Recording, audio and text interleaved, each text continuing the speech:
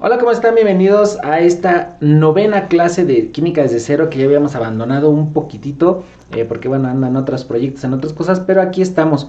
Y hoy vamos a tratar dos temas. El primero es un tema súper breve, que es el de la revolución de la química, y vamos a ver cómo se clasifican las sustancias y qué son las sustancias puras y cuáles son las que no son tan puras. Entonces vamos con el primer tema, que es la primera revolución de la química, y lo único que tiene que quedar como muy claro, lo más importante de esta revolución, que no fue una revolución a trancazos, ni a golpes, ni a escopetazos, sino que se le llama revolución porque vino a cambiar la idea que se tenía acerca de la química, de las reacciones y de las sustancias, obviamente ya desde la perspectiva de la química. Y aquí lo importante a resaltar es que la revolución se llevó a cabo, o más bien quien la inició fue Antoine Lavoisier, o bien conocido en español como Antonio Lavoisier, que empezó a hacer sus estudios acerca de los gases. Él estudió la combustión, él descubrió que la composición del agua era, o que el agua estaba compuesta por oxígeno y una sustancia que él llamó sustancia flamable, ¿no? Que prendía, que después se conocería como el hidrógeno. Y pues es que él tuvo la curiosidad, de repente él observó, o más bien en esa época se realizaban los experimentos de manera abierta, es decir, en sistemas abiertos que cuando había algún gas que salía de esa reacción, pues se iba en el ambiente porque consideraban que los gases no tenían una masa y no eran importantes de toda la reacción. Entonces él comenzó a experimentar en sistemas cerrados y se dio cuenta que las sustancias que él utilizaba al principio de la reacción y después de la reacción, aun cuando se desprendían gases, seguía siendo el mismo peso o la misma cantidad de sustancias que tenía al principio. Entonces, esta revolución lo que nos trajo como resultado final, pues fue la ley de la conservación de la materia, que dice que la materia no se crea ni se destruye, solo se transforma. Y es por eso que a Lavoisier se le conoce como el padre de la química moderna. Además de otros descubrimientos científicos que se fueron dando a la par con los estudios que estuvo haciendo Lavoisier, que les repito, se concentró mucho en la combustión y en la cantidad de masa o qué sucedía con la masa en las reacciones químicas. También hubo otros científicos que por ahí estuvieron trabajando. Por ejemplo, Joseph Priestley y Henry Cavendish, que trabajaban, o más bien hicieron algunos descubrimientos acerca de la composición del aire. Y también, como otro dato importante dentro de esta revolución, es que Lavoisier, en conjunto con otros científicos como fueron Marbeau, como fueron Berthollet, como fue Foucroy, comenzaron o iniciaron esta cuestión de la nomenclatura química, es decir, darle nombre a las sustancias, a los compuestos, para que pudiéramos identificarlos. Básicamente, eso es lo importante de esta revolución, que se dio a finales del siglo XVIII, y pues ahí está la información para que le tomes nota. Es lo más importante que sucedió. A partir de esta revolución, pues ya se le da otro enfoque a la química, se deja a un lado la parte de la alquimia, y pues bueno, hay una gran evolución, es un paso muy grande para la química, por eso se llama revolución, porque revolucionó la manera de pensar de los científicos de la época. Y bueno, vamos a iniciar con este segundo tema, que es las sustancias, y es que es muy importante que empecemos a identificar cómo vamos a clasificar a las sustancias para poder identificarlas dentro de ya los temas de química. Entonces, vámonos con esto que son las sustancias, cómo se clasifican, y vamos a ir avanzando en estas clases. Lo primero que vamos a ver es que las sustancias se clasifican en dos tipos de sustancias puras y mezclas.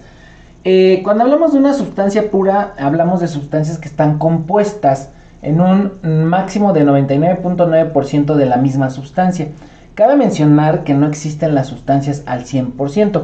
Eso es algo que tiene que quedar como muy claro, porque siempre un compuesto o un elemento van a tener siempre cierta cantidad de impureza. De ahí, por ejemplo, que tengamos el oro de 14 quilates, el oro de 18 quilates, el oro de 20 quilates, porque se refiere a la cantidad de oro que está inmersa en ese anillo, en ese arete, en esa barra de oro, pero que no es oro al 100%. Hay otras sustancias, por ejemplo, el ácido acético, que lo podemos conseguir al 99.9%, que es muy corrosivo, casi tienes que trabajar en la campana de extracción porque si te tocan los vapores se te cae el cabello, etc. Y sin embargo, si lo bajamos de concentración y lo hacemos al 1%, pues es el vinagre que tomamos todos los días, ¿no? Qué maravilloso es esto de en esos cambios de pureza, en esos cambios de concentración, cómo cambian las propiedades de una sustancia.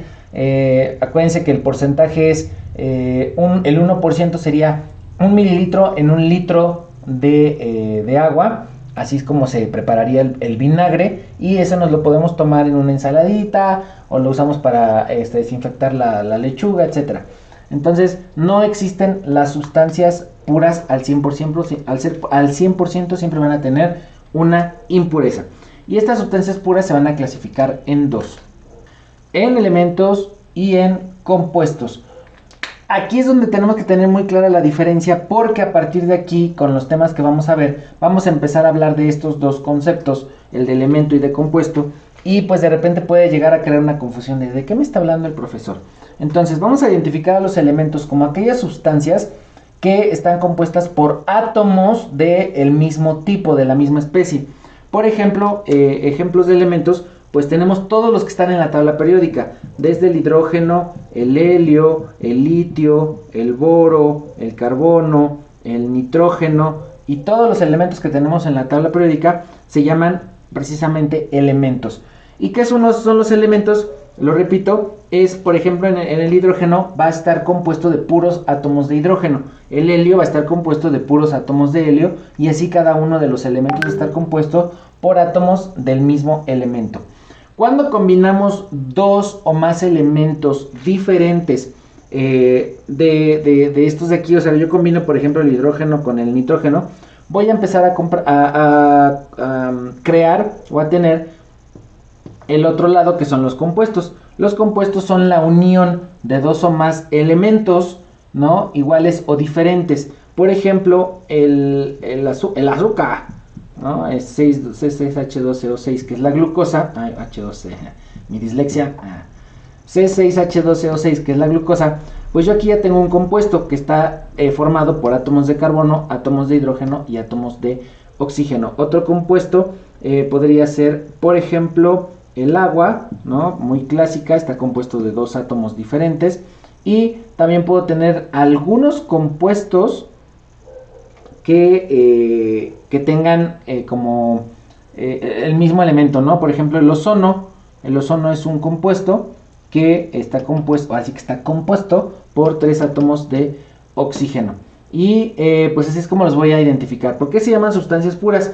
Porque la glucosa, por ejemplo, aunque está hecha de 3 átomos diferentes, toda la composición de un bote de glucosa va a tener exactamente la misma cantidad de átomos de cada uno y no va a variar. En el momento en el que yo empiezo a combinar distintos compuestos, entonces ya le llamo mezclas. Y voy a tener dos tipos de mezclas: las homogéneas y las heterogéneas. Como ya lo vimos en un video anterior, ya no me voy a centrar mucho en esto. La homogénea es aquella en la que yo no puedo identificar de qué está compuesta. Por ejemplo, un café con leche, un agua de sabor, algo que yo no pueda distinguir los componentes de lo que está hecho, y la tinta china, etc.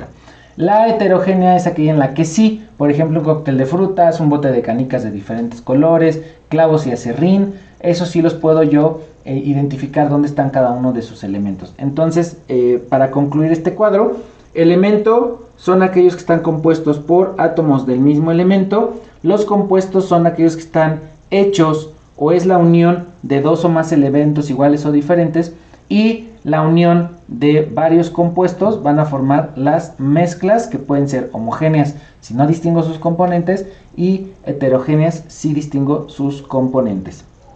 Vamos a poner algunos ejemplos y un pequeño ejercicio para ver si quedó claro cuál es la diferencia entre un elemento, un compuesto y una mezcla.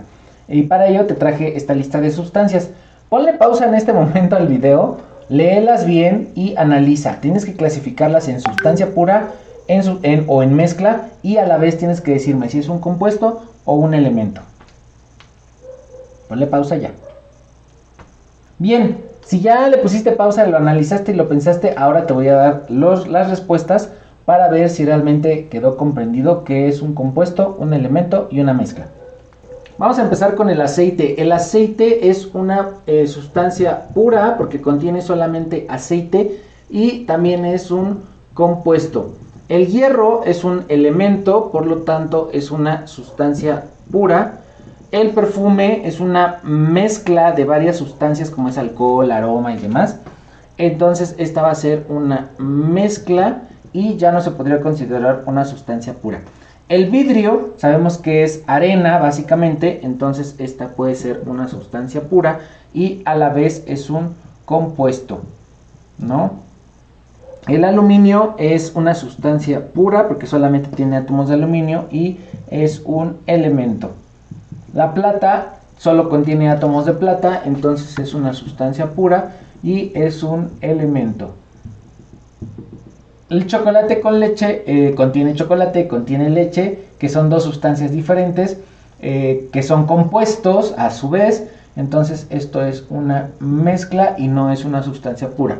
El confeti, que sabemos que son papelitos de colores, aunque todos, todos son de papel, si lo vemos desde la perspectiva del papel, sería una sustancia pura, ¿no? O sea, si lo vemos desde la perspectiva de que están hechas de papel y con tinta de colores, es una sustancia pura. Si lo vemos desde el punto de vista del color, entonces es una mezcla, ¿no? Porque son varios colores. Yo me quedo con la del papel y que es una sustancia pura. El carbón, que es una de las formas del carbono, que no es tan puro, como el diamante, por ejemplo. Después vamos a ver eso que es la alotropía. Vamos a ver que entonces esta es una sustancia pura, porque una piedra de carbón solo tiene carbón y es un elemento. Y al final vamos a ver que la sal está compuesta de sodio y de cloro, por eso se llama cloruro de sodio, y es una sustancia pura, pero esta va a ser un compuesto.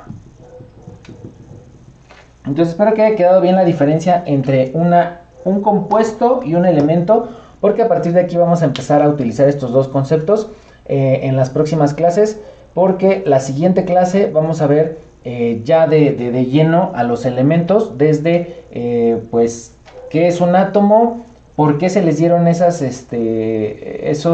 símbolos a los elementos, cómo se creó la tabla periódica, y de ahí nos vamos a ir todo derecho. Entonces espero que este video pues te haya gustado, esta clase número 9, y nos vemos en la siguiente clase de esto que es química desde cero. Soy el profe Pablo Blancas, nos vemos hasta la próxima.